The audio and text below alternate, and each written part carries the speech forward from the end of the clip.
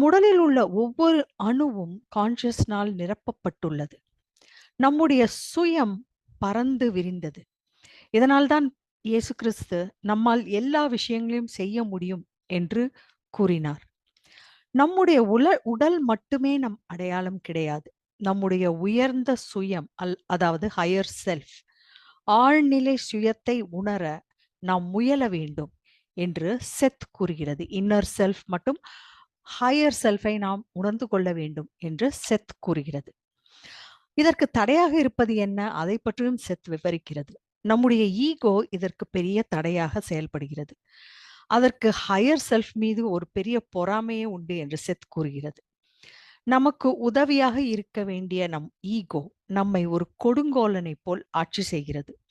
நமக்கு higher self என்ற ஒரு விஷயம் இருப்பதை அது மறைக்கிறது, மறுக்கிறது. ஆனால் நாம் சுய